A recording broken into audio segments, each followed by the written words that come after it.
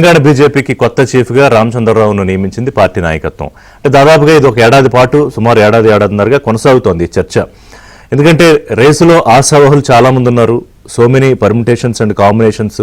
So ఈ సమీకరణాలన్నీ కుదించి filter చేసుకున్న తర్వాత తాజాగా అటు ఏబీవీపీ నుంచి ప్రయాణం రామచంద్రరావుది, ఆర్ఎస్ఎస్తో చాలా క్లోజ్ రిలేషన్స్ ఉన్నాయి ఆయనకి. పార్టీకి సంబంధించి హైదరాబాద్ నగరానికి ప్రెసిడెంట్గా పనిచేశాడు ఆయన. అలాగే కొంత సౌమ్యుడు, ఎవరితోనూ పెద్దగా వివాదాలు లేని వ్యక్తి. అంటే బాగా అగ్రెసివ్గా ఏది పడితే అది మాట్లాడాలి, పొలిటికల్గా ఒక మైలేజ్ కోసం అట్లా మాట్లాడే వ్యక్తి కాదు. మరి ఎంతవరకు తెలంగాణలో ఇవాళ రాజకీయాల్లో ఆయన పార్టీ ప్రెసిడెంట్గా ఆయన నేచర్తో ముందుకు నెట్టుకొస్తాడు అనేది ఒకటి చర్చ. అంటే ఇటు పాత కొత్త నీరు మధ్యలో ఒక వారధిలాగా ఉంటాడు, చేసుకు వెళ్ళగలుగుతాడు అనేది ఆయన పార్టీ అధిష్టానం తీసుకున్న నిర్ణయంగా కనిపిస్తోంది. సరే, ఆయన ఎలా చేస్తాడు, ఆయన పర్ఫార్మెన్స్ ఏంటనేది ఒక చర్చ అయితే, ఈయన పేరు ప్రకటించేది ఇవాళ అధికారికంగా ప్రకటిస్తారనుకోండి. దాదాపు నామినేషన్ ఆయన ఒక్కళ్ళే వేశారు. ఇక అది లాంఛనమే ఆయన పేరు ప్రకటన. అలాగే ఆంధ్రప్రదేశ్లో మాధవ్, ఆయన కూడా సేమ్ రామచంద్రరావు లాగే ఆయన కూడా అంతే పెద్దగా వివాదాలు ఏం లేని వ్యక్తి. అక్కడ పెద్ద రెలవెన్స్ లేదు, ఎందుకంటే మైనర్ పార్ట్నర్గా ఉంది కాబట్టి ఆంధ్రప్రదేశ్లో బీజేపీ. కానీ తెలంగాణలో మాత్రం అధికారంలోకి రావాలని ఈసారి చాలా సీరియస్గా యాక్షన్ ప్లాన్కి సిద్ధమవుతోంది. గతంలోనే త్రుట్లో తప్పింది. సరే, అది స్వయంకృతాపరాధమా, మరో కారణమా బండి సంజయ్ని తీసేసి ప్రెసిడెంట్ మార్చి కిషన్ రెడ్డి పెట్టినప్పుడు ఆ చర్చ అంతా మనం చూసాం. మరి ఇవాళ చాలామంది పేర్లు వినిపించాయి. ఈటెల రాజేందర్ ముఖ్యంగా బీఆర్ఎస్ నుంచి ఆయన బీజేపీలో జాయిన్ అయ్యారు. చేరిన వెంటనే ఆయన చేరికల కమిటీ చైర్మన్గా ఆయన్ని ప్రకటించారు. అది వర్కౌట్ కాలేదు, ఎందుకంటే పార్టీలోంచి వివేక్, ఇప్పుడు వాళ్ళ మంత్రిగా ఉన్న వివేక్ వెళ్ళిపోయారు, రాజగోపాల్ రెడ్డి. అంటే చేరికలు పక్కన పెడితే ఉన్నవాళ్లే బయటపోయిన పరిస్థితి ఈయన అయిన తర్వాత. సో ఎప్పటికప్పుడు ఈటెల రాజేంద్రే చీఫ్ అవుతాడు అనుకుంటే మొత్తానికి ఆయన కాలేదు. కొంత అలక వహించాడు. ఆయన నామినేషన్ కార్యక్రమానికి కూడా రాలేదు, పార్టీ కార్యక్రమంలో ఆయన దూరంగా ఉన్నారు, ఆఫీస్కి రాలేదు. కానీ ఇక్కడ బీసీ నినాదం, అంటే తెలంగాణలో బీజేపీ అధికారంలోకి వస్తే బీసీఏ ముఖ్యమంత్రి అనేది నిన్న బండి సంజయ్ కూడా స్పష్టం చేశారు. ఆ మేర చూసుకుంటే రామచంద్రరావు ఏం థ్రెట్ కాదు ఈటెల రాజేందర్కి, ఎందుకంటే ఆయన చాలా బలమైన బీసీ నాయకుడు. ఆ మాటకు వస్తే బండి సంజయ్ కూడా బీసీ నాయకుడే. సో అంటే ఇక్కడ సీఎం పోస్ట్కి వాళ్ళు బీజేపీ పార్టీ చీఫ్ పోస్ట్కి ఏమీ పెద్ద థ్రెట్ ఏం లేదు. అవన్నీ ఆలోచించుకున్న తర్వాతే బీజేపీ అధినాయకత్వం ఈ నిర్ణయం తీసుకుంటుంది. ఎందుకంటే వాళ్ళు రానున్న 3 కాదు, రానున్న 5-10 ఏళ్లకు కూడా రాజకీయ అంచనాలు, వ్యూహాలు వేసుకునేంత దిట్టలు బీజేపీలో ఉన్న పెద్దలు, అటు అమిత్ షా కానివ్వండి, మోడీ గారు కానివ్వండి, నడ్డా కానివ్వండి, వీళ్ళందరూ కూడా. సో ఈ ప్రాతిపదిక ఏంటంటే ఇవాళ అగ్రెసివ్నెస్ కన్నా కూడా, అంటే యుద్ధంలోకి వెళ్ళి అర్జెంటుగా పొలిటికల్ యుద్ధం చేసేయాలనే దానికి ఏం లేదు. ఇంకా టైం ఉంది, ఏడాదిన్నర అయింది కదా, ఇంకా 3.5 ఏళ్ళు ఉంది ఎన్నికలకి. ఈలోపు చక్కబెట్టుకోవాలి, సమన్వయం చేసుకోవాలి పార్టీలో. ఎందుకంటే గతంలో అలాగ లేదు బీజేపీ, ఎవరికి వాళ్ళు మాట్లాడడం. ఎగ్జాంపుల్ రాజాసింగ్, ఎప్పుడైతే ఆయన ఎన్నిక జరిగిందో ఆయన రాజీనామా చేసేసాడు. అసలు బీసీనే నన్ను ఒక నామినేషనే వేయనివ్వలేదు, అసలు ఏం జరుగుతోంది, పార్టీ గెలవాలనుకుంటోందా లేకపోతే ఎప్పటికీ గెలిచే ఆలోచన లేదా, ఇట్లాంటి వాళ్ళని పెడతారా అని పార్టీ సభ్యత్వానికి రాజీనామా చేశాడు. సో దట్ నన్ను సస్పెండ్ చేయండి, ఎమ్మెల్యేగా కూడా తీసేసేయండి, అనర్హత వేటు వేయండి అని కిషన్ రెడ్డికి కూడా అని చెప్పాడు. అంటే బహిరంగంగా ఆయన ఎప్పటి నుంచో మాట్లాడుతున్నాడు. నిన్న ఆయన ఇంకా కొంత అలక. ఇది ఏ రకంగా ఇంపాక్ట్ ఉంటుంది, ఎందుకంటే జీహెచ్ఎంసీ ఎన్నికలకు ముందు ఈ నిర్ణయం కొంత ఎంత కాదనుకున్నా పాత బస్తీలో ఆయనకున్న పట్టు, 2 సార్లు ఎమ్మెల్యే, ఎవరూ లేనప్పుడు ఆయన ఒక్కడే ఎమ్మెల్యేగా ఉన్నాడు. ఇప్పుడు 8 మంది ఉన్నా కూడా రాజాసింగ్ ఉండే ప్రాముఖ్యత, ప్రాతినిధ్యం వేరు.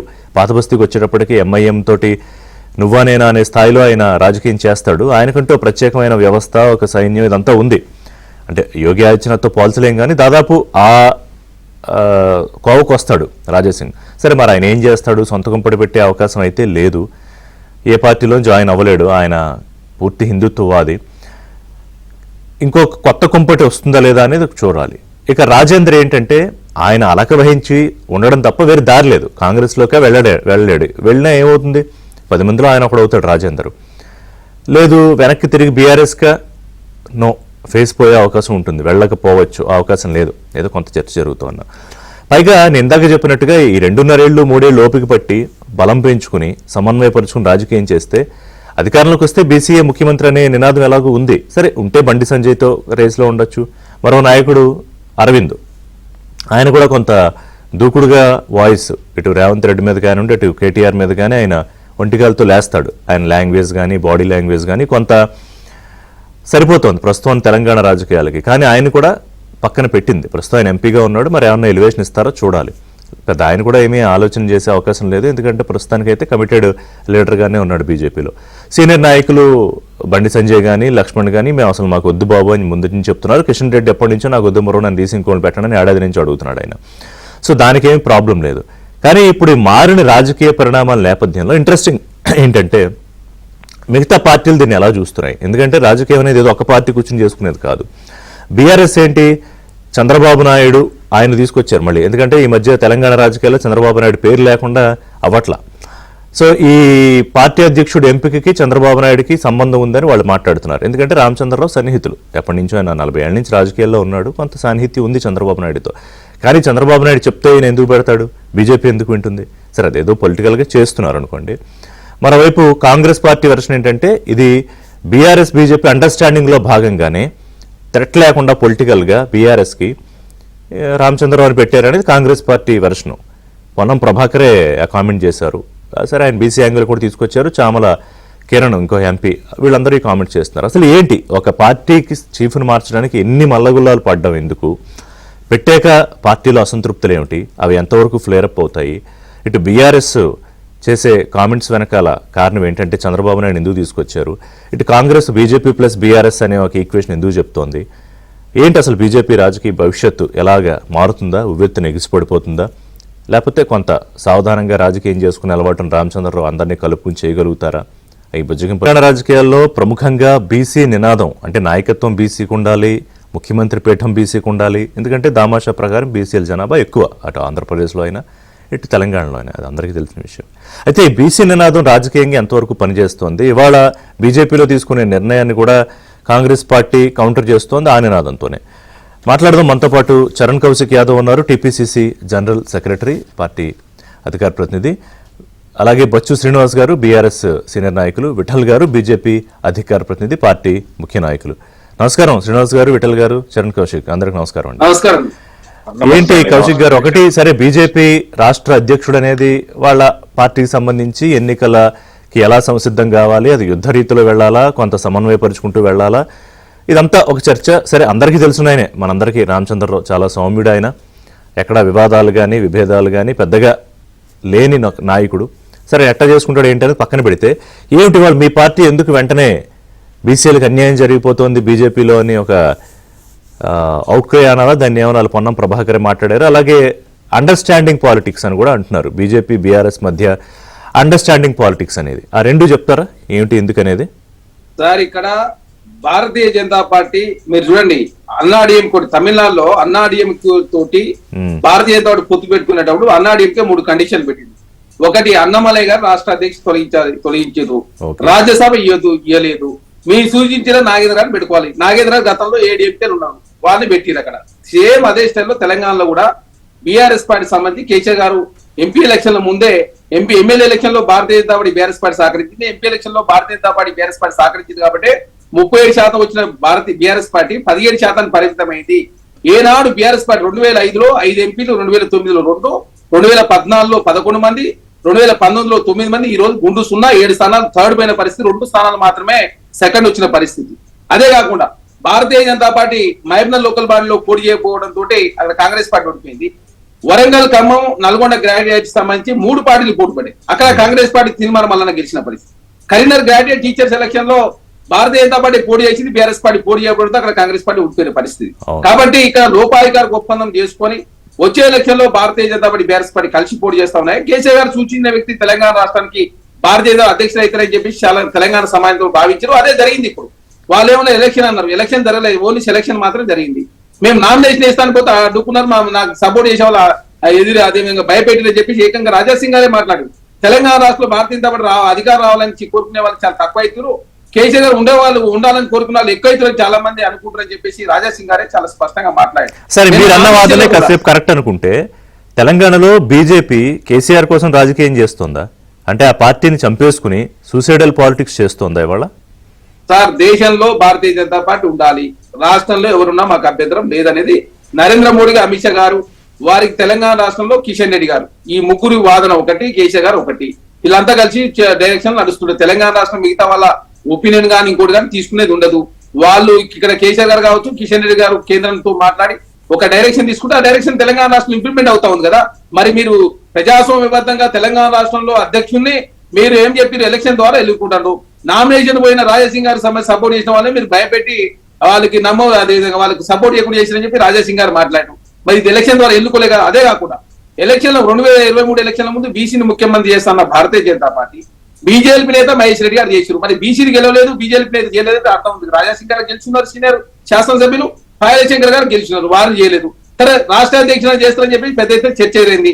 అదే కాకుండా ఇక్కడ సంజయ్ గారు కేంద్ర మంత్రి ఉంటే అరవింద్ గారు గెలుచున్నారు, రాజేంద్ర గారు గెలిచిన ఎంపీగా, ఎమ్మెల్యేల పాయలశంకర్ గారు, రాజాసింగ్ గారు, నలుగురిలో ఎవరన్నా వాళ్ళు అవుతారు అనుకున్నారు. లేదు, రాజ్యసభ సభ్యులు లక్ష్మణ్ గారు అవుతారు అనుకున్నారు. లక్ష్మణ్ గారు లేదు, రాజాసింగ్ గారు లేరు, రాజేంద్ర గారు లేరు, అరవింద్ గారు లేరు. అంటే చాలా స్పష్టంగా కేసీఆర్ గారు ఎవరైతే సూచిస్తారో కిషన్ రెడ్డి గారు కేసీఆర్ గారు మాట్లాడుకొని కేంద్రంతో నరేంద్ర మోడీ అమిత్ గారు ఒక మాట చెప్తే తెలంగాణ రాష్ట్రం చెల్లుబాటు అని చెప్పేసి భారతీయ జనతా పార్టీ నాయకులు చర్చించుకుంటా ఉన్నారు. కాబట్టి తెలంగాణ రాష్ట్రంలో బీసీలకు గురించి భారతీయ జనతా పార్టీ ఎంత తక్కువ మాట్లాడితే తెలంగాణ సమాజం హర్షిస్తుంది. ఎందుకంటే దేశంలో జనగణనలో కులగన్న పెట్టాలంటే భారతీయ జనతా వ్యతిరేకించింది.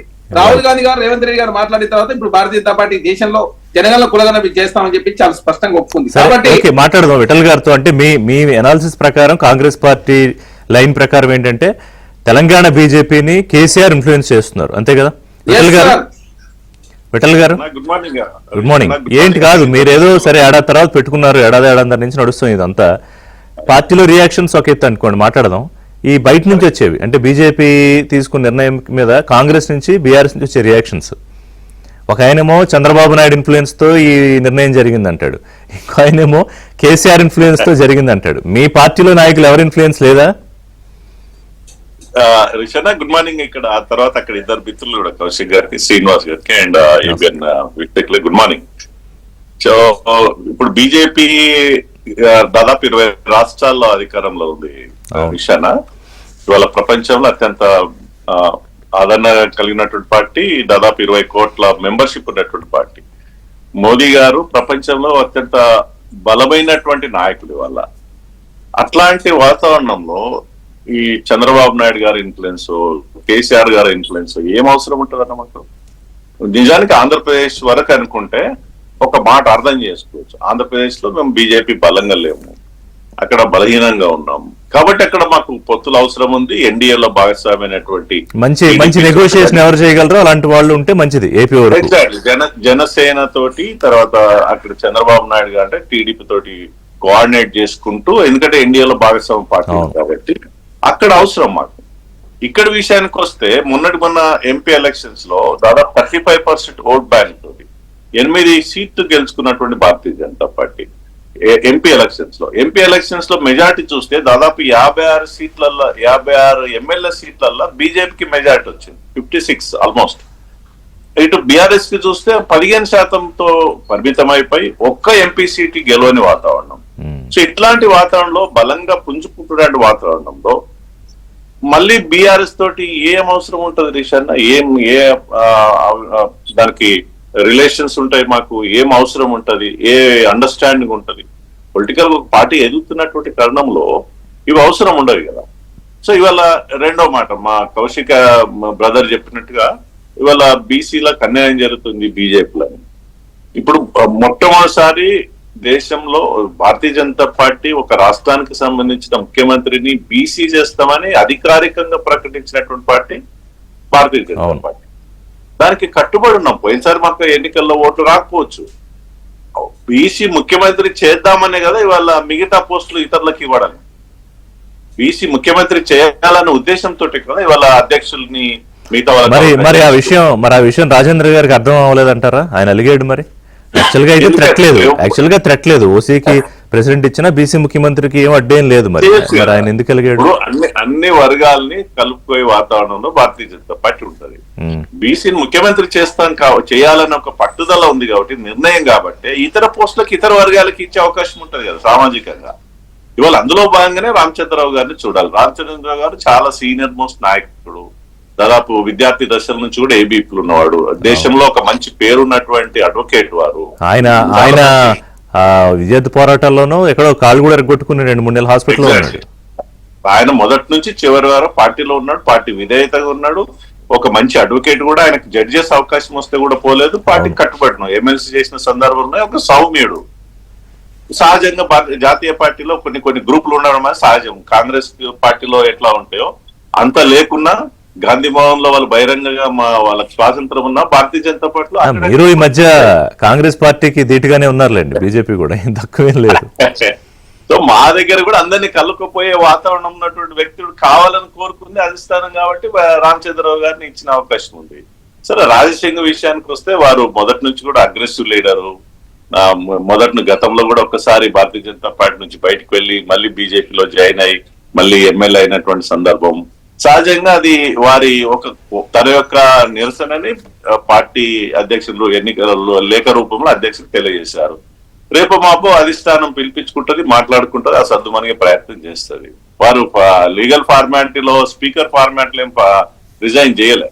తన నిరసన తెలపండి నామినేషన్ వేస్తారని చెప్తే సభ్యత్వానికి రాజీనామా చేసి నా ఎమ్మెల్యే పోస్ట్ తీసేయండి అని చెప్పి కేటీఆర్ ఆయన హరీష్ రెడ్డికి లేఖ రాశాడు. ఆయన అంటే సస్పెండ్ చేయమని స్పీకర్ని అడగమని. కానీ ఇక్కడ ఆయన ఒక విషయం చెప్తున్నారు విఠల్ గారు. సరే, నాకు అవకాశం వచ్చిందా లేదా అనేది పక్కన పెడితే పార్టీ గెలుపు విషయంలో ఎవరికి చిత్తశుద్ధి లేదు, గెలవాలని ఎవరు అనుకోవట్లేదా, ఎవరెవరి కోసం పార్టీ పనిచేస్తుందా అనేది ఆయన ప్రధానమైన బాధలాగా అనిపించింది ఆయన మాటల్లో. అది ఒక రకమైన కార్యకర్త లాంటి అభిప్రాయం కావచ్చు, భిన్నమైన అభిప్రాయాలు సహజంగా ఉంటాయి.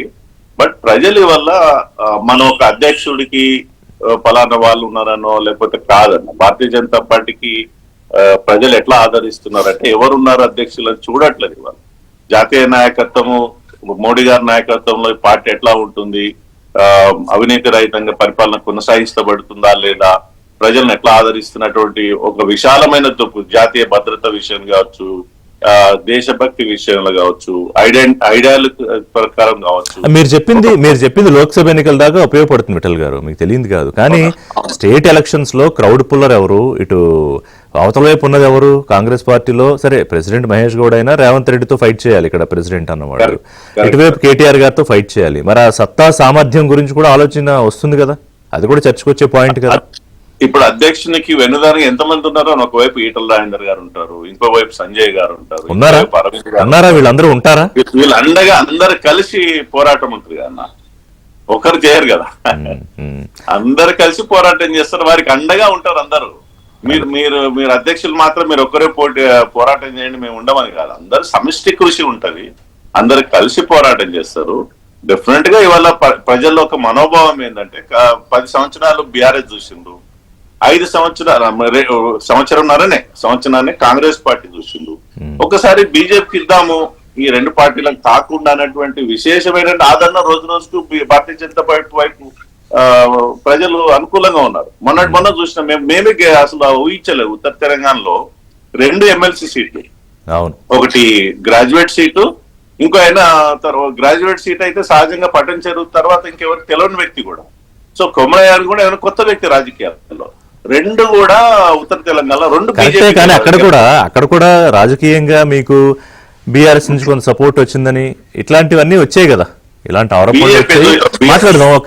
కాదు అండర్స్టాండింగ్ పాలిటిక్స్ వ్యవహారం ఏంటి, అసలు పక్క రాష్ట్రానికి ఇక్కడ స్టేట్ పోస్ట్ కి సంబంధం ఏంటి, అలాగే వాళ్ళు బీఆర్ఎస్ చేస్తున్న శ్రీనివాస్ గారు ఇవాళ బీఆర్ఎస్ బీజేపీ ఈక్వేషన్ ఏంటంటే అది మరి వాస్తవం ఎంత, అందులో లేకపోతే అపవాదులు ఎంత, ఇవన్నీ పక్కన పెడితే ఒక స్ట్రాంగ్గా ఎస్టాబ్లిష్ చేయగలిగారు గత ఎన్నికలకు ముందే, దాని ఫలితం కూడా మనం చూసాం. సో తాజాగా మళ్ళీ ఇవాళ ఈ బీజేపీ స్టేట్ పోస్ట్ అనౌన్స్ చేసిన తర్వాత ఇవాళ అధికారికంగా ప్రకటిస్తారనుకోండి, బట్ ఖరారు అయిపోయింది కాబట్టి మళ్ళీ అది తెర మీదకి వచ్చింది. కేసీఆర్ చెప్తేనే బీజేపీ తెలంగాణకి అధ్యక్షుడిని ప్రకటించారా, అసలు ఏమిటి, ఎందుకని ప్రచారం జరుగుతోంది? మొట్టమొదట ఏబిఎన్ వీక్షకులకు, మీకు అక్కడ ఉన్నటువంటి విఠలలకు, చరణ్ కౌశిక్ యాదవ్ సోదరునికి అందరికి కూడా నమస్తే, నమస్కారం. ఈ భారతీయ జనతా పార్టీ రాష్ట్ర అధ్యక్షునిగా ఎన్నిక కాబోతున్న రామచంద్రరావు గారికి మొట్టమొదటి శుభాకాంక్షలు. అయితే బీఆర్ఎస్ పార్టీ బీజేపీ అధ్యక్ష ఎన్నికల్లో ఏ విధంగా ఎందుకు ముందుకెళ్తుందని నాకు అర్థం కాదు. కేసీఆర్ గారు అయితే ఒకవేళ నిజంగా కేసీఆర్ గారు సూచించిన వ్యక్తే బీజేపీ అధ్యక్ష ఎన్నిక అయ్యేది కనుక ఉండి ఉంటే అందరు మాట్లాడుకున్నట్టు నిన్నటి వరకు ఒక బీసీ అభ్యర్థిని రాష్ట్ర అధ్యక్షునిగా చేస్తాము, ఈటల రాజేందర్ గారు బీఆర్ఎస్ పార్టీ నుంచి వచ్చిండ్రు, బీఆర్ఎస్ పార్టీకి అనుకూలంగా కాళేశ్వరం అనుకూలంగా మాట్లాడిండ్రు కాబట్టి ఆయన్నే అవుతారు. ఇది బీజేపీ బీఆర్ఎస్ పార్టీల మధ్య సమన్వయం ఉంది, బీఆర్ఎస్ నుంచి బీజేపీకి కేసీఆర్ గారే పంపించిండ్రు అనేటువంటి నిన్నటి వరకు చర్చ కూడా జరిగింది. ఈ రోజు దానికి భిన్నంగా అంటే బీజేపీ పార్టీ అది అంతర్గత విషయము అయినా కూడా ప్రజాస్వామ్యంలో మనం అందరం కూడా మాట్లాడేటువంటి పరిస్థితి ఉంటది. రాజకీయ పార్టీలుగా ఏమైనా బీజేపీ పార్టీ తన సొంత పార్టీ అధ్యక్ష ఎన్నికలు ఎవరిని నియమించాలి, దాని భవిష్యత్తుని ఏ విధంగా ముందుకు తీసుకెళ్లాలనేటువంటి ఆలోచన పార్టీ అధిష్టానానికి ఉంటది కాబట్టి అది ఆ పార్టీ అంతర్గత విషయంగా చూస్తాం. దీంట్లో బీజేపీ బీఆర్ఎస్ పార్టీ పాత్ర అనేటువంటిది దానికి సంబంధం లేనటువంటి అంశంగానే చూడాలి తప్ప గాని ఇవన్నీ అపవాదు. పొలిటికల్ సిస్టమ్ లో ఏమంటే కాంగ్రెస్ పార్టీ కానీ లేకపోతే ఇంకా ఎవరైనా అలాంటి మాటలు మాట్లాడితే రాజకీయాలలో ఒక చర్చకు తెరలేపాలనేటువంటి ప్రయత్నమే తప్ప దీంట్లో బీజేపీకి బీఆర్ఎస్ పార్టీ కేసీఆర్ పాత్ర లేదు. మరి మీ పార్టీ ఎందుకు చంద్రబాబు నాయుడు తీసుకొచ్చింది ఈ మొత్తం ఎంపిక విషయంలో? రామచంద్రరావు చంద్రబాబు నాయుడుకి సహచరుడు కాబట్టి, అక్కడ బీజేపీ కలిసింది కాబట్టి, ఇక్కడ ఆయన ఏదో రేపు రావాలనుకుంటున్నారు కాబట్టి ఎన్డీఏ రూపంలో, అందుకనే ముందే రంగం సిద్ధం చేసుకున్నారు. యాంగిల్ ఎందుకు తీసుకొచ్చారు మీరు?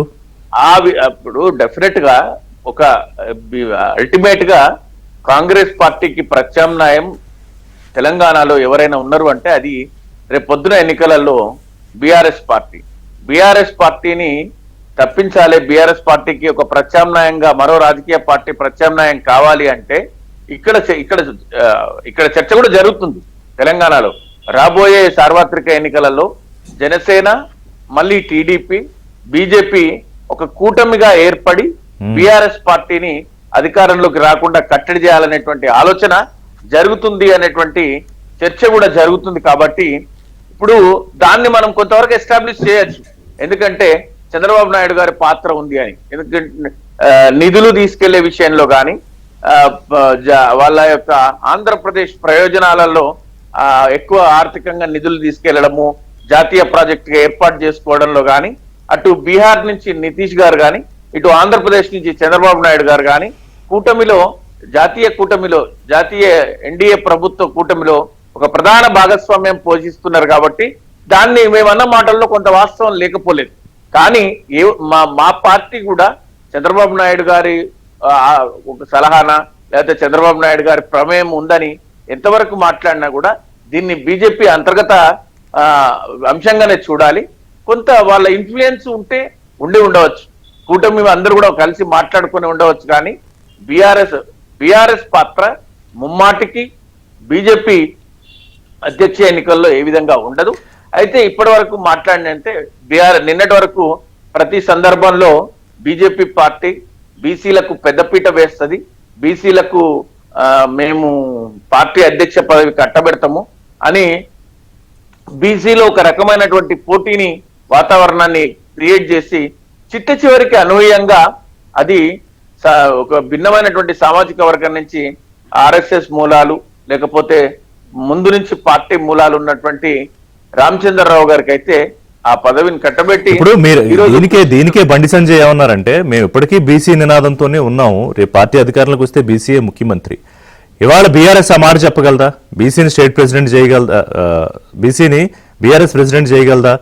లేకపోతే బీసీఏ ముఖ్యమంత్రి అవుతాడని చెప్పగలదా అని కూడా సవాల్ విసిరారు బండి సంజయ్. మీకు ఆయన సవాల్ను స్వీకరిస్తున్నాం. డెఫినెట్ గా మా పార్టీ అధికారంలోకి వస్తుంది, మా పార్టీ పక్షాన కేసీఆర్ గారే ముఖ్యమంత్రి అవుతారు. అందులో ఎవరికి ఏ విధమైనటువంటి సందేహం అవసరం లేదు. ప్రాంతీయ పార్టీ అండి, అది ప్రాంతీయ పార్టీ వేరు, ప్రాంతీయ పార్టీల మనుగడ వేరు, ప్రాంతీయ పార్టీల కొనసాగింపు వేరు. ప్రాంతీయ పార్టీల సమ్మోహన శక్తి ఉన్న వ్యక్తి, ఆ పార్టీని ముందుకు నడిపించే వ్యక్తి, ఆ పార్టీలలో ఎవరు దాన్ని రూపకర్త ఉంటారో వాళ్ళే అవుతారు. బీజేపీ లేకపోతే కాంగ్రెస్ పార్టీల లాగా వాళ్ళకు జాతీయ స్థాయిలోనే కాంగ్రెస్ కి అయితే స్పష్టంగా జాతీయ స్థాయిలో గాంధీ కుటుంబం లేకుండా ఆ పార్టీ కొనసాగదు. అది అందరికి తెలిసిన విషయం. ఈ రోజు కూడా వాళ్ళ ప్రధానమంత్రి అభ్యర్థి ఎవరు అంటే రాహుల్ గాంధీ గారని వాళ్ళు చెప్తూ ఉంటారు. బీజేపీ ఎవరు అవునన్నా కాదన్నా బీజేపీ అనేటువంటిది వ్యక్తి వ్యక్తి పేరిట నడిచేటువంటి పార్టీ కాదు. ఈ 15 సంవత్సరాలు అయితే మోడీ గారి పేరు మీద నడుస్తుందేమో కానీ బీజేపీలో ఎప్పుడు కూడా ఒక సైద్ధాంతిక పరమైనటువంటి ఆలోచనలతోనే ముందుకెళ్లేది. అది వ్యక్తితోనే కాదు. ప్రాంతీయ పార్టీలు వ్యక్తి పేరిట నడిచేటువంటి రాజకీయ పార్టీలుగా ఉంటాయి. అది సాధ్యం కాదు ప్రాంతీయ పార్టీలలో. దేశవ్యాప్తంగా ఏ ప్రాంతీయ పార్టీ కూడా వేరే వారికి అవకాశము రానే రాదు దాంట్లో. అది ఖచ్చితంగా దాన్ని అయితే చెప్పగలుగుతాం. అంటే చరణ్ గారు ఇప్పుడు వారన్న మాటకి, శ్రీనివాస్ అన్న మాటకి ఏంటంటే, అంటే రాబోయే రోజులు దృష్టిలో పెట్టుకునే ఏ పార్టీ అయినా నిర్ణయాలు తీసుకుంటుంది. అందులో బీజేపీ లాంటి పార్టీ మరిన్ని వ్యూహాలకి వాళ్ళు అన్ని కాచి వడబోసిన తర్వాత ఒక నిర్ణయం తీసుకుంటారు. సరే, వాళ్ళు ఇందాక మనం అనుకున్నట్టు రామచంద్రరావు గారిని ప్రెసిడెంట్గా చేయడంలో ఏంటంటే ఆయనే థ్రెట్ కాదు, రేపు ఆయన సీఎం ఆస్పిరెంట్గా ఉన్నాడని నేను అనుకోవట్లా. అంటే ఆయన ఆస్పిరేషన్ కాదంటాను నేనెవరు, కానీ ఆయన ఉన్నారో లేదో నాకు తెలియదు. ఎందుకంటే బండి సంజయ్ ఆస్పిరెంట్, ఈటెల రాజేంద్ర ఆస్పిరెంట్, ఆ మాటకు వస్తే రఘునందన్ గారు కూడా పార్టీ ప్రెసిడెంట్ కోసం సీఎం అవడానికి కూడా ఆయన ఆస్పిరెంట్గా ఉన్నాడు. ధర్మపురి అరవింద్ కూడా ఆస్పిరెంట్. కానీ ఇవాళ ఈక్వేషన్స్ ఎలా ఉండిపోతున్నాయి? ఇప్పుడు Janasena plus BJP plus TDP ఏదైతే ఆంధ్రప్రదేశ్లో ఉన్న ఎన్డీఏ కూటమి రాబోతున్నదా తెలంగాణకి, ఒకవేళ వస్తే బీఆర్ఎస్ నో మేము ఎవరితోనూ కలవం, మాకేం సంబంధం అంటున్నారు. అంటే బీజేపీ బీఆర్ఎస్ కలిసి రాజకీయాలు చేద్దాం అనేది మీరు చెప్పే ఒక మాట. మరి ముక్కోడ పోటీ జరగబోతోందా రాబోయే ఎన్నికల నాటికి? సార్, మొన్ననే 2023 ఎలక్షన్ లో 8 స్థానాల్లో జనసేన పోటీ చేసింది. దాని భారతీయ జనతా పార్టీ మద్దతు ఇచ్చింది. టీడీపీ తెలంగాణ రాష్ట్రంలో మేము పోటీ చేయమని చెప్పి చాలా స్పష్టం. వాళ్ళ రాష్ట్ర శాఖ అధ్యక్షుడు కూడా తెలంగాణ రాష్ట్రం నియమించుకోలేదు. ఇక్కడ ప్రధానంగా రామచంద్రరావు గారు 2015 నుంచి 21 వరకు కేసీఆర్ గారు ముఖ్యమంత్రి ఉన్నప్పుడు భారతీయ జనతా పార్టీ ఫ్లోరైడ్ కౌన్సిల్ లో ఉన్నది వాళ్ళే. తెలంగాణ ఉద్యమంలో వారితో మంచి సంబంధాలు ఉన్న వ్యక్తి కాబట్టి వారు తర్వాత హైదరాబాద్ లో 2017లో భారతీయ జనతా పార్టీ హైదరాబాద్ సీట్ అధ్యక్షుడు బీఆర్ఎస్ పార్టీ దాదాపు 99 కార్పొరేట్ గెలిచిన పరిస్థితి. కాబట్టి ఇవన్నీ పరిగణలో తీసుకున్న తర్వాత కేసీఆర్ గారు సూచించిన రామచంద్రరావు గారిని తెలంగాణ రాష్ట్ర భారతీయ జనతా పార్టీ అధ్యక్షుడు చేసిరు. ఇక్కడ కేసీఆర్ గారు ప్రమేయంతో జరిగింది. ఆంధ్రలో ఏంటంటే కూటమి ఉంది కాబట్టి అక్కడ చంద్రబాబు నాయుడు గారు మాధవ్ గారు చెప్పారు, మాధవ్ గారు పెట్టారు. ఎందుకంటే వివాద రహితంగా ఉండాలి, కూటమికి మద్దతుగా ఉండాలి కాబట్టి అక్కడ సూచించిన పరిస్థితి. ఇక్కడ తెలంగాణ రాష్ట్రంలో కూడా రామచంద్రరావు గారు ఉంటే భవిష్యత్తులో బీఆర్ఎస్ పార్టీ కావచ్చు, భారతీయ జనతా పార్టీ కలిసిపోయే అవకాశం ఉంటుంది. అదే కాకుండా ఎందుకంటే 4వ ప్రధానమంత్రి నరేంద్ర మోడీ గారు కావాలంటే, ఎందుకంటే దేశంలో పుల్వామా, బాలాకోట్, రామ మందిరం అన్ని అయిపోయిన సమస్యలన్నీ ఇప్పుడు భారతీయ జనతా పార్టీకి పోయినసారి దాదాపు 35 పార్టీలతో పొత్తు పెట్టుకున్నారు. భవిష్యత్తులో ఇంకా ఎక్కువ పార్టీలతో పొత్తు పెట్టుకోవాలి. దేశంలో భారతీయ జనతా పార్టీ ఉండాలని చెప్పి నరేంద్ర మోడీ, అమిత్ షా గారు కోరుకుంటారు. రాష్ట్రంలో ఎవరైనా ఉండాలని చెప్పేసి వారు కోరుకుంటారు. కాబట్టి భారతీయ జనతా అమిత్ షా, నరేంద్ర మోడీ గారు, కేసీఆర్ గారితో ఒప్పందం ఉన్నమాట వాస్తవం. తెలంగాణ రాష్ట్రంలో కిషన్ రెడ్డి గారు, అదేవిధంగా కేసీఆర్ గారు ఎప్పుడు కూడా కేంద్రంతో ఏదైనా ఉంటే మాట్లాడే ప్రయత్నం చేస్తారు. కాబట్టి భారతీయ జనతా పార్టీలో కేసీఆర్ గారికి అనుకూల వర్గం ఉంది, వ్యతిరేక వర్గం ఉంది. కాబట్టి తెలంగాణ రాష్ట్రంలో వచ్చే ఎలక్షన్ లో Bharatiya Janata party, BRS party కావచ్చు చాలా పార్టీతో పొత్తు పెట్టుకుని ముందుకు పోవాలి. కాబట్టి ఖచ్చితంగా కేసీఆర్ గారు సూచించిన రామచంద్రరావు గారు అంటే ఇక్కడ ఈక్వేషన్ లో చిన్న కన్ఫ్యూజన్ ఏంటంటే, రాష్ట్రంలో ఎవరన్నా ఉండొచ్చు, కాంగ్రెస్ పార్టీ తప్ప. సరే, గడిచిన ఎన్నికల్లో అది వర్కౌట్ కాల, బెడిసికొట్టింది, కాంగ్రెస్ పార్టీ అధికారంలోకి వచ్చింది. సరే, రేవంత్ రెడ్డి గారి ఇదే దూకుడా లేకపోతే చివరిలో వేసిన వ్యూహాల ఇవన్నీ ఒక ఎత్తు, అది చర్చ. సో ఇప్పుడు రేపు మీరు చెప్పేదాన్ని బట్టి కాంగ్రెస్ పార్టీని ఓడించడానికి, కాంగ్రెస్ పార్టీ తిరిగి అధికారంలోకి రాకుండా ఉండడానికి జరిగే ప్రయత్నంలో భాగంగా బీజేపీ బీఆర్ఎస్ కలుస్తాయని మీరు అంటున్నారు. మరి టీడీపీ గతంలో సహకరించుకున్నారు, ఇప్పుడు డైరెక్ట్ గా కలిసి పోయే అవకాశం చాలా స్పష్టం. ఎందుకంటే మీరు చూస్తా ఉన్నారు, భారతీయ జనతా పార్టీ దేశంలో ఎవరితో పొత్తు పెట్టుకోలే. భారతీయ జనతా పార్టీ ఎవరితో పొత్తు పెట్టుకోలేదు. A CBI, income tax, ED A case అయినా కూడా వాళ్ళు లాస్ట్ భారతీయ జనతా పార్టీలో తేలుతా ఉన్నారు. మీరు అక్కడ మహారాష్ట్ర సంబంధించి అశోక్ చవాన్ వారి సహారా కేసులో ముద్దాయి, వారి తర్వాత రాజ్యసభ ఇచ్చింది భారతీయ జనతా పార్టీ. కాబట్టి ఇక్కడ కల్వకుంట్ల కవిత గారు కూడా భారతీయ జనతా పార్టీ డైరెక్షన్ లో పనిచేస్తా ఉన్నారు. బీజేపీ అంటే భారత్ జాగృతి పార్టీగా మారింది తెలంగాణ రాష్ట్రంలో. ఆంధ్రలో కాదండి, కేసీఆర్ గారు బీజేపీని ఏమనలేదని కోపగించి ఆవిడ లెటర్ రాసి బయటకు వెళ్ళిపోతే ఆవిడ బీజేపీ డైరెక్షన్ ఎలా పనిచేస్తారు? కల్వకుంట్ల కవిత గారికి ప్రశ్నలు సమాధానం చెప్పే పరిస్థితిలో బీఆర్ఎస్ పార్టీ లేదు. రాజాసింగ్ గారి ప్రశ్నలకు భారతీయ జనతా పార్టీ సమాధానం చెప్పే పరిస్థితిలో వారు లేరు. కాబట్టి తెలంగాణ రాష్ట్రంలో బీసీలకు ఇచ్చిన మాట నిలుపుకునే ప్రయత్నం భారతీయ జనతా పార్టీ చేయకుండా కేసీఆర్ గారి మాట నడిచిందని చెప్పేసి భారతీయ జనతా పార్టీ శ్రేణులు చర్చించుకుంటా ఉన్నారు. మేము చెప్పిన మాటలు కాదు, ఇంకోటి కాదు. వాళ్ళు ఎవరైనా చేసుకో, కానీ దయచేసి బీసీల గురించి, బీసీ ముఖ్యమంత్రి లేకపోతే ఇంకా బీసీల గురించి మాట్లాడేది భారతీయ జనతా పని చేసుకుంటే బాగుంటుంది. ఎందుకంటే కాంగ్రెస్ పార్టీలో మా రాష్ట్ర అధ్యక్షుడు బీసీ ఉన్నాడు, అదేవిధంగా డిప్యూటీ సీఎం గా ఎస్సీ ఉన్నాడు, కాంగ్రెస్ పార్టీ సీఎం ఇక్కడ తెలంగాణ రాష్ట్రంలో ఓసీ ఉన్నాడు, జాతీయ స్థాయిలో ఖర్గే గారు ఉన్నారు. కాబట్టి భారతీయ జనతా పార్టీలో బీసీ, ఎస్సీ, ఎస్టీలకు అన్యాయం జరుగుతున్న మొదటి నుంచి పెద్ద ఎత్తున చర్చ జరుగుతా ఉంది. ప్రధానంగా తెలంగాణ రాష్ట్రంలో మాత్రం బండి సంజయ్ కలిసి వస్తుందా కాదు ఆ నినాదం ఏమన్నా కలిసి వస్తుందా రాజకీయంగా? నాకైతే ఐ డోంట్ థింక్ సో. ఇప్పుడు బీసీల అంశాన్ని గుర్తించింది కాబట్టి నరేంద్ర మోడీ గారు జనగాల్లో కులగన పెట్టింది కదా. అంతకుముందు భారతీయ జనతా పార్టీ బృందం బీహార్ సంబంధించినటువంటి భారతీయ జనతా లోకల్ లీడర్లు నితీష్ కుమార్ గారు అమిత్ షా గారికి మోడీ గారికి పోతే లోకల్ నాయకత్వం ఒప్పుకుంది, జాతీయ నాయకత్వం మేము కులగన వ్యతిరేకం. ఆర్ఎస్ఎస్ కేరళలో కూడా వాళ్ళే చెప్పారు మేము అది కులగన వ్యతిరేకం. తర్వాత ఆర్ఎస్ఎస్ ఒప్పుకున్నది, తర్వాత భారతీయ జనతా ఒప్పుకుని ఏకంగా జీవో ఇచ్చి ఇప్పుడు జనగణలో కులగన పెట్టే పరిస్థితి. కాబట్టి వచ్చే ఎలక్షన్లను కూడా బీసీ పేరు మీద ఎలక్షన్ జరగబోతా ఉన్నాయి. కాబట్టి దేశంలో భారతీయ జనతా పార్టీ చాలా పార్టీతో కలిసిపోవాలని ఒక ఉద్దేశంతో గతంలో ఇచ్చిన మాటలు నిలుపుకునే ప్రయత్నంలో వారు ముందుకు పోతా ఉన్నాయి. వారికి కలిసి వచ్చినా మాకు సంతోషమే, వాళ్ళు విడిగా వచ్చే పరిస్థితి లేదు, కలిసి వచ్చే అవకాశం. కాబట్టి మీరు కలిసి రండి, మేము ఎదుర్కోవడానికి సిద్ధంగా ఉన్నామని చెప్పేసి కాంగ్రెస్ పార్టీ కోరుతా ఉంది. అదే కాకుండా బీసీలను మోసం చేసింది కాబట్టి దయచేసి బీసీ గురించి మాట్లాడొద్దని చెప్పి కాంగ్రెస్ పార్టీ రెండు కండిషన్లు పెట్టారు మీకు చరణ్ గారు. ఒకటి, వాళ్ళ నుంచి మీరు బీసీల గురించి మాట్లాడొద్దు, పాయింట్ నెంబర్ 1. పాయింట్ నెంబర్ 2, మీరు ఒప్పుకోండి రేపు పొద్దున్న వచ్చే రాజకీయాల్లో మీరు ఖచ్చితంగా విడిగా అయితే పోటీ చేసే పరిస్థితి లేదు. బీజేపీ, బీఆర్ఎస్, మరి ఇంకే పార్టీలు కలిసి వస్తాయో. అవునన్నా కాదన్నా, భారతీయ జనతా పార్టీలో మోడీ గారు ఎప్పుడు నేను బీసీ అని చెప్పకపోయినా ఈ దేశానికి మొట్టమొదటి ప్రధానమంత్రి బీసీ ప్రధానమంత్రి మోదీ గారు. తన శాఖలో 27 మందిని అవుట్ ఆఫ్ 75 27 మంది బీసీ మంత్రులను చేసినటువంటి ఘనత మోదీ గారు. రాష్ట్రాన్ని విషయానికి వస్తే బండి సంజయ్ గారు గతంలో అధ్యక్షులు చేశారు, లక్ష్మణ్ గారు గతంలో అధ్యక్షులు చేయడం జరిగింది. ఇవాళ బీసీలో బలమైనటువంటి బీసీ నాయకత్వం ఉందంటే భారతీయ జనతా పార్టీలో. నేను మా కౌశిక్ బ్రదర్ కి సూటి ప్రశ్న వేస్తున్నా. 18 మంది క్యాబినెట్ లో 18 మంది తెలంగాణ క్యాబినెట్ లో 40 కనీసం వాళ్ళు చెప్పిన నినాదమే 42% మంత్రి పదవులు ఇవ్వాల్సి ఉండే. ఆ మంత్రి పదవులు 42 అంటే కనీసం 7 మంత్రి పదవులు వస్తాయి. 7ట్లో ఇప్పుడు ఉన్నది ఎంతమంది? ఇంకా 3 ఖాళీ ఉన్నప్పటికీ కూడా కేవలం 3 మాత్రమే. 3 అంటే 3 కీలకమైనటువంటి బలమైనటువంటి సామాజిక వర్గం యాదవుల నుంచి వాళ్ళ క్యాబినెట్ లో మంత్రి పదవి లేదు. ఎంబీసీ 30-40 కులాలు బలంగా ఉన్నటువంటి మోస్ట్ బ్యాక్వర్డ్ కమ్యూనిటీ నుంచి ఒక్క మంత్రి పదవి లేదు. బలమైనటువంటి కాపు సామాజిక వర్గం నుంచి ఒక్క మంత్రి పదవి లేదు. వాళ్ళు మా గురించి మాట్లాడితే, బీసీల గురించి మాట్లాడితే ప్రజలు ఎట్లా అర్థం చేసుకుంటారన్నా? ఇప్పుడు ముఖ్యమంత్రి గారే రేవంత్ రెడ్డి గారే, ఇంకొక మాట, రేవంత్ రెడ్డి గారే సహజంగా స్వయంగా బీజేపీ దగ్గర అవుతున్నారు అనేటువంటి వాళ్ళు కాంగ్రెస్ వాళ్ళే విమర్శిస్తుంటారు. రేవంత్ రెడ్డి గారు, మా కిషన్ రెడ్డి గారు మాకు చాలా దగ్గరి బంధువు, దగ్గర వ్యక్తి, ఎప్పుడు మేము కలిసే ఉంటాం అనేటువంటి మాట రేవంత్ రెడ్డి గారు మాట్లాడతారు. ఇది ప్రజలు ఎట్లా అర్థం చేసుకుంటారు? అంటే ఆయన క్లియర్గా దానికి క్లారిటీ ఇచ్చారుగా. ఆయన స్కూల్ ఎక్కడ, కాలేజ్ ఎక్కడ, ఇప్పుడు చేస్తున్నారు చెప్పారుగా ఆయన. నేనేమంటున్నంటే మమ్మల్ని విమర్శించేటప్పుడు కాంగ్రెస్ పార్టీ ముందు బీసీలకు మీరు ఏం చేసినా చెప్పండి. మీరు న్యాయం చేసిరా మంత్రి పదవిలో 42% రిజర్వేషన్, సరే అది రాజ్యాంగ సవరణ, అది పెద్ద సమస్య. మీరు మీ చేతిలో ఉన్నది కదా ఇప్పుడు 42% మంత్రి పదవులు ఇవ్వాల్సింది, 3 మాత్రం ఇచ్చేసి అన్ని పదవులు వాళ్ళ సామాజిక పొలిటికల్ ఈక్వేషన్ చెప్పలేదు మీరు. ఇప్పుడు రానున్న రోజుల్లో సరే బీసీ నినాదం అనేది ఒకటి సజీవంగా ఉంచారు మీరు ఎట్లాగో, ఎందుకంటే గెలిచిన వాళ్ళు గెలిస్తే కనుక బీసీకే ముఖ్యమంత్రి ఇస్తామని చేశారు. విషయాన్న బండి సంజయ్ రీట్రేడ్ 100% తెలంగాణకి భారతీయ జనతా పార్టీ గెలిస్తే 100% బీసీ ముఖ్యమంత్రి. అందుకని ఇతర వర్గాలకి మిగతా అవకాశాలు ఇస్తా ఉన్నారు. అది నేను చెప్పదలుచు. That part conveyed. అంటే ఇప్పుడు బీఆర్ఎస్ తో కలిసి ఈ 3.5 ఏళ్ళలో సమన్వయం చేసుకుని రాజకీయం చేయబోతున్నారా?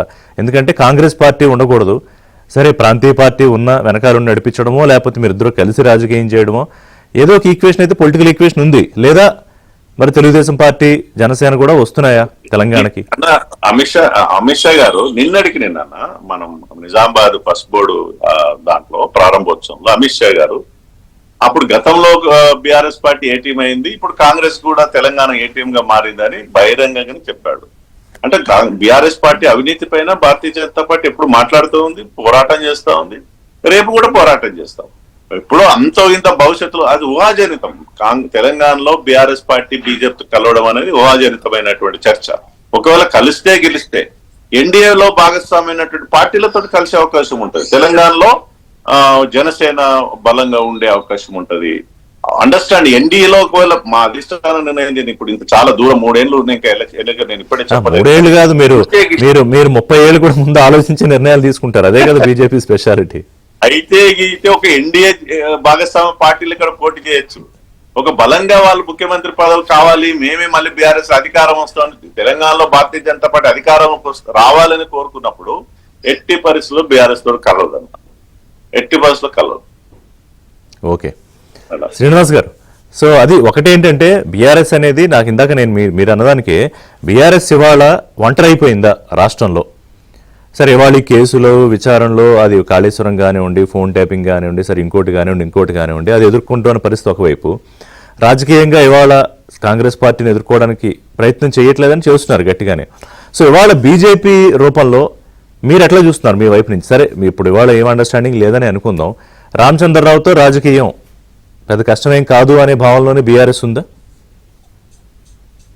ఒకటి మాధవ్ గారు, బీఆర్ఎస్ పార్టీ ఒంటరి అవడం అనేది ఏం లేదు. ఒంటరిగానే 25 ఏళ్ల తన ప్రస్థానంలో పార్టీ ఎవరిని ఆధారపడలే, లేకపోతే ఎవరిని జతకట్టి ముందుకెళ్లాలనేటువంటి ఆలోచన చేయలే. గడిచిన 10 సంవత్సరాలలో అధికారం ఎప్పుడు శాశ్వతం కాదు కదండి.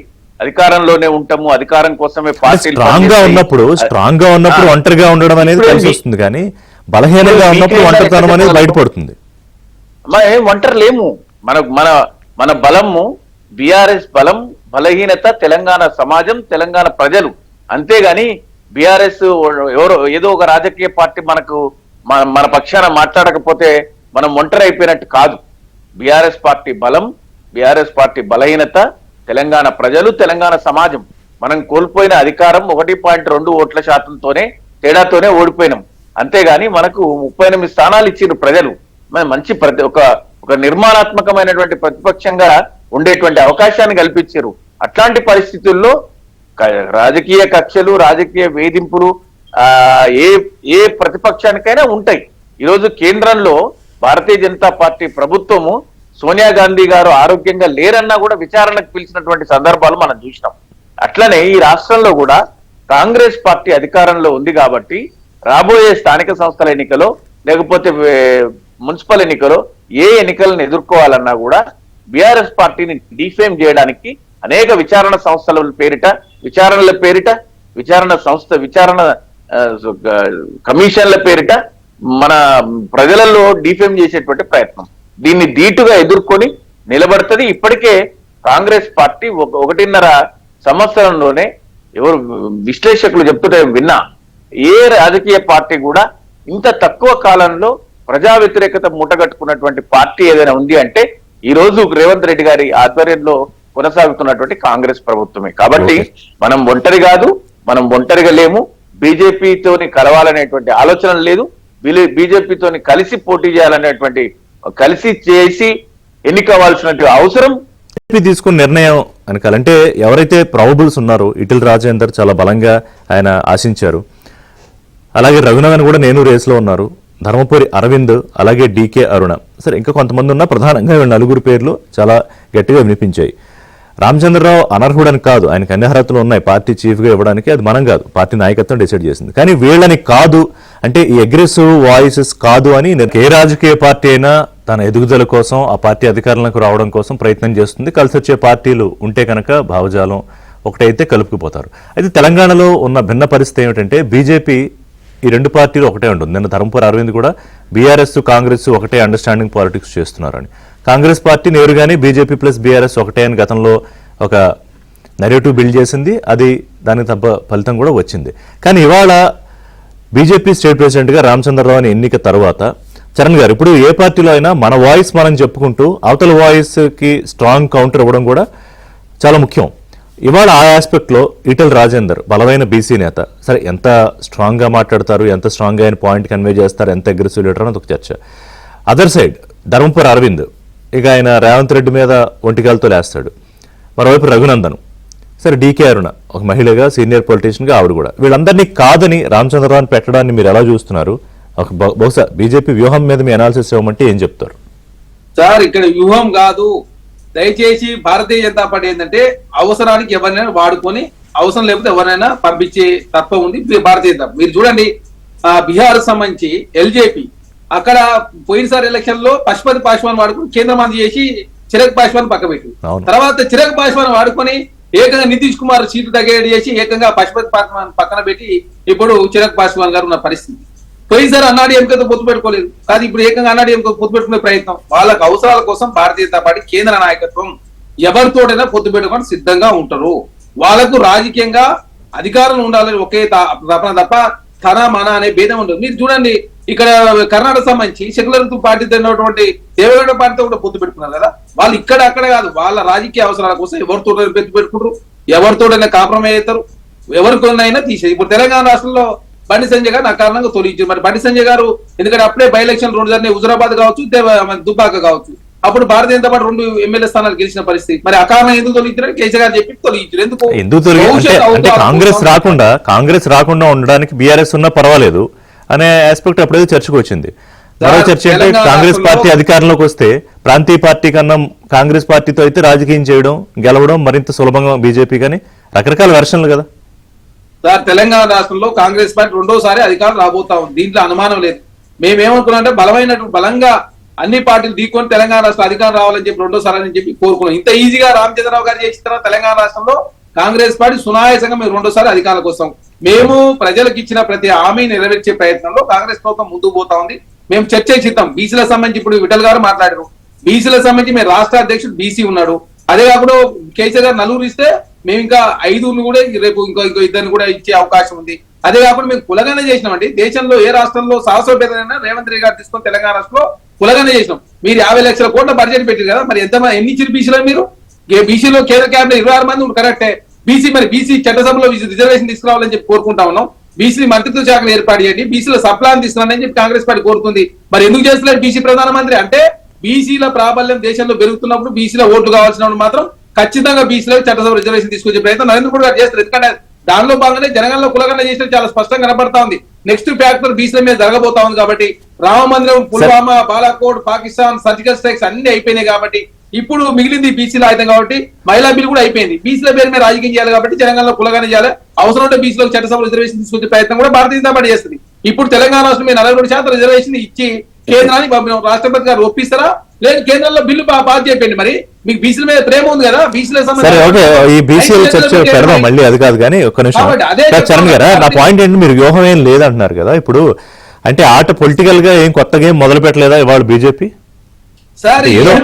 ఏదో మార్చాలి కాబట్టి నామకే వస్తే మార్చిందని చెప్పదలుచుకున్నారా? కొండవి ఎలకని పట్టిరు. కేసీఆర్ సూచించిన వ్యక్తిని రాష్ట్ర భారతీయ జనతా పార్టీ అధ్యక్షుడు చేశారు. భవిష్యత్తులో వాళ్ళు ఉపాయకర ఒప్పందాల భాగంగా రామచంద్రరావు గారు చేసుకున్నారు. కాబట్టి మేము సునాయాసంగా మేము ఏమనుకున్నాం అంటే ప్రతిపక్షం కూడా బలంగా కూడా దాంట్లో 2వ సారి అధికారం రావాలనుకున్నాం. 2వ సారి సునాయాసంగా డిసప్పాయింట్ అయిన వాస్తవం చెప్పాలంటే ఎవరైనా బలమైన వాళ్ళు అయితే మీరు కూడా బలంగా కొట్లాడొచ్చు కదా. ఇంకా అనుకుంటే ఏకంగా బలహీనమైన వ్యక్తిని తీసుకొచ్చి రాష్ట్రానికి మేము బలహీనమైన వ్యక్తి అంటే వారు ఏదో గతంలో 2015 నుంచి 21 వరకు వారు ఎమ్మెల్సీ కూడా ఏం చేసిన సందర్భం లేదు. తర్వాత హైదరాబాద్ సిటీ అధ్యక్షులు భారతీయ బీఆర్ఎస్ పార్టీ 99 కార్పొరేటర్ గెలిచిన పరిస్థితి. కాబట్టి ఇవన్నీ చూసిన క్రమంలో వారికి ఇప్పుడు వాళ్ళు ఏనాడు ప్రత్యక్షంగా అంటే ప్రధానంగా బీఆర్ఎస్ నో కాంగ్రెస్ ప్రధానంగా నీకోలేదో రాష్ట్రంలో అధికారంలో ఏదన్నా మున్సిపాలిటీ లేకపోతే ఇంకోటి తీసుకొచ్చిన పరిస్థితి కూడా లేదు. కాబట్టి కిషన్ రెడ్డి గారు, లక్ష్మణ్ గారు ఇద్దరు, కేసీఆర్ గారు ముగ్గురు డైరెక్షన్ లో మాత్రం రామచంద్రరావు రాష్ట్ర అధ్యక్షుడు భారతీయ జనతా పార్టీ చేసింది. కాబట్టి ఓకే, తెలంగాణ రాష్ట్రంలో కాంగ్రెస్ పార్టీ 2వ సారి మేము సునాయాసంగా రాబోతా ఉన్నాం. ప్రజలకు ఇచ్చిన ప్రతి హామీ నెరవేర్చే ప్రయత్నం మేము ముందుకు పోతా ఉన్నాం. ఖచ్చితంగా కేంద్రం మీద పోరాటం మా ముఖ్యమంత్రి గారు డీలిమిటేషన్ విషయంలో పోరాటం చేస్తే 20% అన్ని రాష్ట్రాలకు పెంచుతామని చెప్పి కేంద్రం ఒప్పుకుంది. కులగణన విషయంలో పోరాటం చేస్తే తెలంగాణ కులగణన పెడతామని చెప్పారు.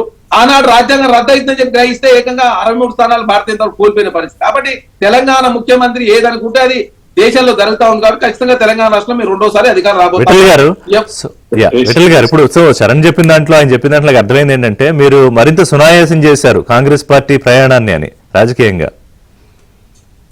ఇప్పుడు వాళ్ళు అట్లా అనుకుంటే వాళ్ళు సంతోషపడనన్నా, మా కౌశిక్ భాయ్ సంతోషపడితే పడను, కాదంటలేదు. కానీ నేనేమంటానంటే రాష్ట్ర రాజకీయాల్లో 3 ప్రధానమైనటువంటి పార్టీలు 1-to-1 పోటీ లేదు విషయాన్ని ఇక్కడ. అంటే ఇప్పుడు జనరల్ పాలిటిక్స్ లో ఇద్దరి మధ్యలోనే పోటీ ఉంటది. ఇక్కడ తెలంగాణకు వచ్చేసరికి ట్రయాంగిల్ పోటీ ఉంది.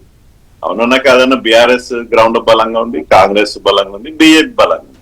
సో ఈ పాలిటిక్స్ లో సహజంగా ఏంటంటే ఒక పార్టీ ఎంత వరకు ఉంటుంది అంటే వాళ్ళిద్దరు ఒకటి అంటే ఓట్లు దనుకోవడానికి, ఓట్లు వేసుకోవడానికి ఇంకొక పార్టీ ఇద్దరు ఒకటి అనేటువంటి ప్రచారం సహజంగా జరుగుతుంది. అంటే ఎవరొకరు ఎలిమినేట్ కావాలి, ఒకరు ఎలిమినేట్ అయితే 1-to-1 పోటీ ఉంటుంది.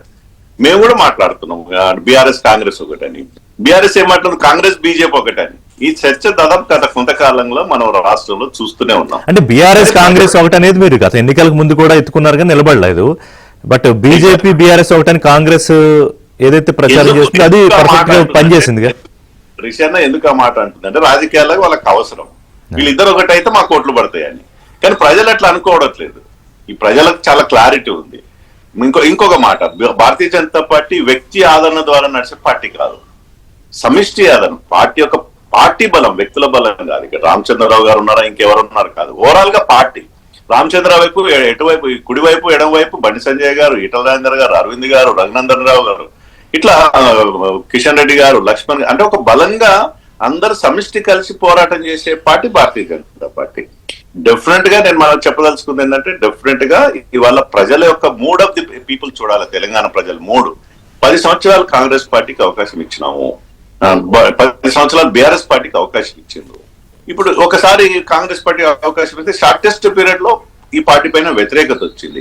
నెక్స్ట్ ఎవరు అని చూసినప్పుడు సాధారణంగా భారతీయ జనతా పార్టీ ప్రజలకు కనిపిస్తుంది. ఇక్కడ రామచంద్రరావు గారు ఉన్నారా, కిషన్ రెడ్డి గారు ఉన్నారా, ఇంకెవరు ఉన్నారా చూడరు. అక్కడ పార్టీ అంటే పెద్ద ప్రామినెన్స్ లేదంటారా?